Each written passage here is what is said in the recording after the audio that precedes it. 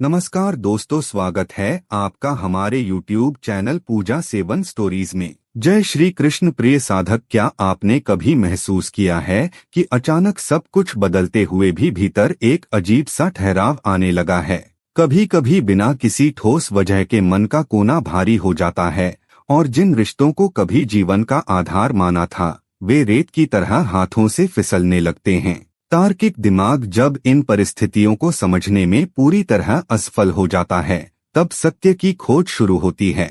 यह स्थिति किसी मानसिक भटकाव या दुर्भाग्य का प्रतीक नहीं है। वास्तव में यह उस दिव्य घड़ी का संकेत है जब आत्मा अपने संचित कर्मों के चक्र को पूरा कर रही होती है। ब्रह्मांड जब पुराने अध्यायों को समेटता है तो जीवन में अप्रत्याशित उथल पुथल मचती है। सनातन अध्यात्म के अनुसार हर विचार और भावना ऊर्जा का एक चक्र है जो लौटकर अवश्य आता है।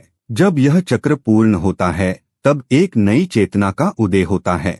इस परिवर्तन को भय से नहीं बल्कि पूर्ण जागरूकता और आत्मिक शक्ति के साथ स्वीकार करने की आवश्यकता है। दोस्तों, आगे बढ़ने से पहले आपसे एक खास निवेदन है।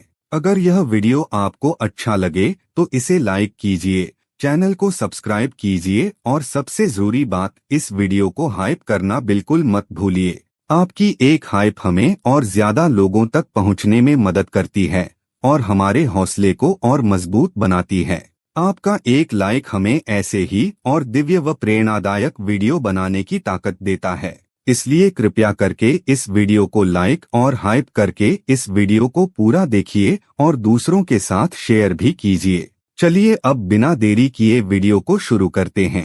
पहला संकेत, अप्रत्याशित बाधाएं और शुद्धिकरण की अग्नि। जब आत्मा अपने संचित कर्मों के भारी बोझ को उतारने के लिए तैयार होती है तो जीवन का कैनवास अचानक बदलने लगता है। इस यात्रा का सबसे पहला और तीव्र संकेत है हर मोर्चे पर एक साथ चुनौतियों का सामने आना। कभी आर्थिक तंगी घेर लेती है, कभी करियर में अप्रत्याशित रुकावटें आती हैं, तो कभी सबसे प्रिय रिश्तों में अकारण तनाव पैदा हो जाता है। ऐसा प्रतीत होता है मानो चारों तरफ से रास्ते बंद हो चुके हैं। किंतु आध्यात्मिक दृष्टिकोण से यह कोई दुर्भाग्य या अभिशाप नहीं है। यह वास्तव में आत्मा का शुद्धिकरण है। जैसे एक भयंकर तूफान के आने से पहले आसमान में घने काले बादल छा जाते हैं और तेज हवाएं चलती हैं, ठीक उसी तरह नई रोशनी के आगमन से पहले पुरानी रूढ़ियों की जड़ें उखड़ती हैं। यह प्रक्रिया असहज जरूर करती है, लेकिन यह मन को हल्का और पवित्र बनाने के लिए अनिवार्य है। इन विपरीत परिस्थितियों में घबराने के बजाय यह समझना आवश्यक है कि पुराने दुरूह अध्याय अब हमेशा के लिए समाप्त हो रहे हैं। दूसरा संकेत, रिश्तों का बिखराव और नए आयामों का आगमन। इस दिव्य यात्रा का दूसरा और सबसे संवेदनशील संकेत है पुराने और गहरे रिश्तों का अचानक जीवन से दूर हो जाना। जिन लोगों के साथ वर्षों का सफर तय किया गया हो, जब वे बिना किसी ठोस कारण के या विचारों के मतभेद के कारण अलग होने लगते हैं तो यह विछोह मन को गहरा आघात पहुंचाता है। सांसारिक दृष्टि से यह एक नुकसान लग सकता है, किंतु सनातन सत्य के अनुसार कोई भी संबंध केवल संयोग नहीं होता। हर रिश्ता एक निश्चित कर्म बंधन से बंधा होता है। जब दो आत्माओं के बीच का वह कार्मिक हिसाब किताब और जीवन के पाठ पूरे हो जाते हैं तो ब्रह्मांड अत्यंत सहजता से उनके मार्ग अलग कर देता है। यह किसी कहानी का अंत नहीं बल्कि एक कर्म चक्र की पूर्णता है। जब पुराने और कम ऊर्जा वाले रिश्ते विदा होते हैं तभी जीवन में उच्च कंपन और नई चेतना वाले दिव्य लोगों के प्रवेश के लिए खाली स्थान बनता है। इसलिए जाने वालों को सम्मान पूर्वक विदा करना ही आत्मिक उन्नति का मार्ग है। तीसरा संकेत, अध्यात्म की ओर स्वतः स्फूर्त झुकाव। जब कर्मों का जाल ढीला पड़ने लगता है तो चेतना में एक अभूतपूर्व परिवर्तन आता है।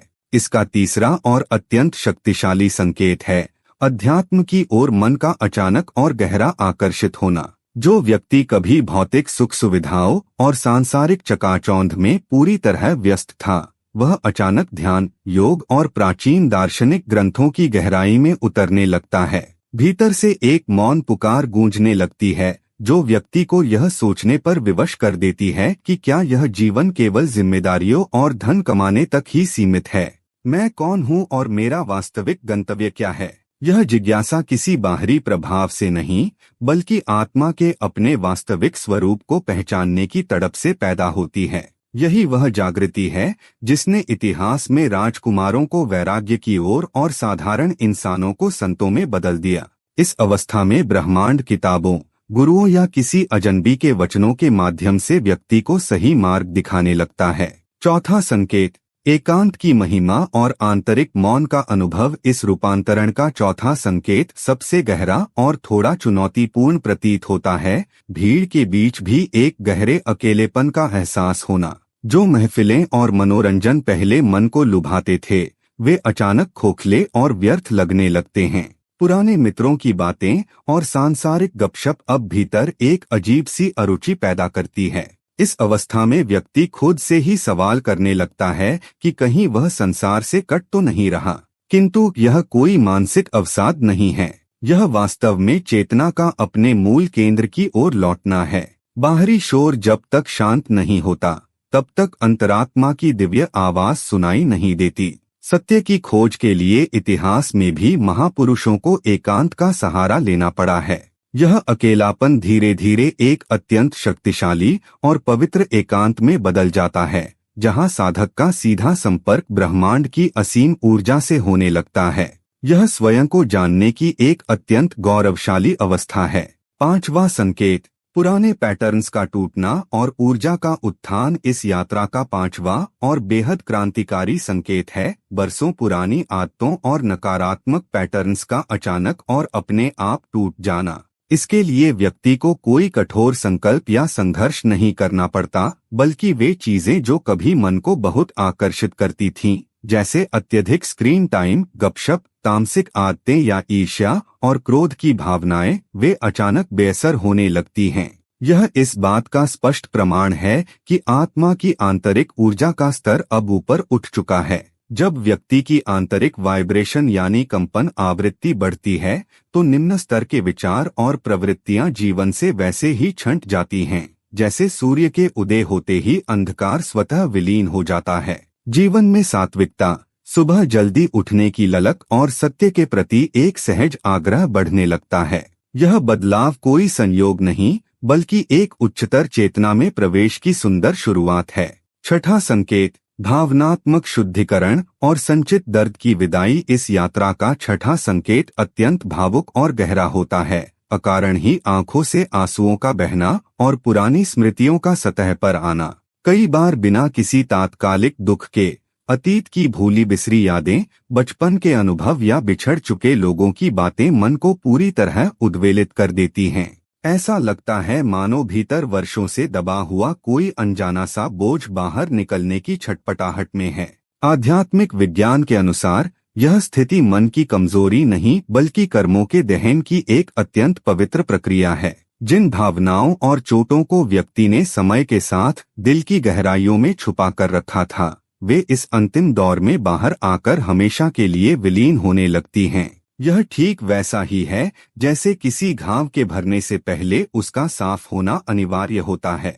इन आंसुओं को रोकना नहीं चाहिए, क्योंकि हर गिरती बूंद के साथ सदियों पुराना कार्मिक बोझ हल्का हो रहा होता है। सातवां संकेत, ब्रह्मांडीय संयोग और दिव्य मार्गदर्शन। इस जादुई रूपांतरण का सातवां संकेत है जीवन में अद्भुत और रहस्यमयी संयोगों का बार बार घटना, जिसे सामान्य दुनिया महज एक इत्तेफाक समझती है।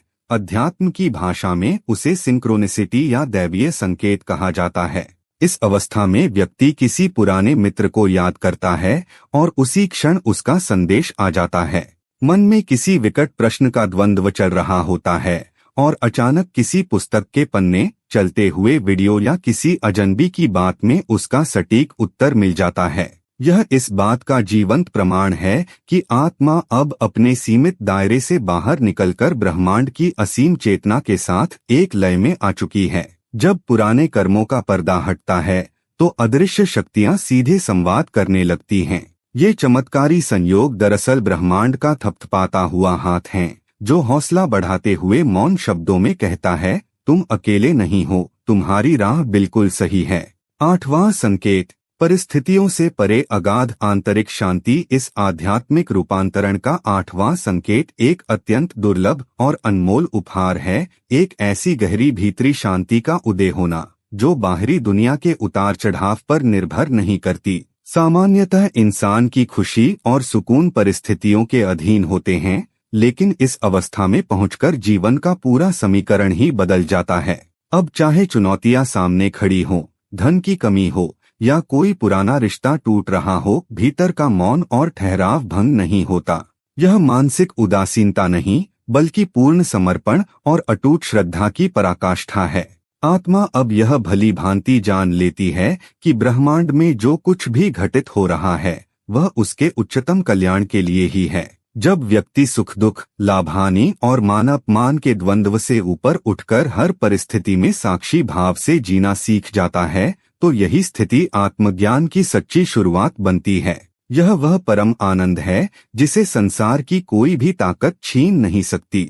9वां संकेत, जीवन के वास्तविक उद्देश्य का प्रकटीकरण। इस चेतना यात्रा का 9वां संकेत व्यक्ति के जीवन को एक नई और शाश्वत दिशा देता है। वह है जीवन के वास्तविक उद्देश्य का पूरी तरह स्पष्ट हो जाना। वर्षों तक संसार की अंधी दौड़ में भागने और मैं यहाँ क्यों हूँ जैसे सवालों से जूझने के बाद अचानक एक दिन आंतरिक कोहरे के छंटने का एहसास होता है। भीतर से एक स्पष्ट मार्ग और उत्तर उभरकर सामने आने लगता है।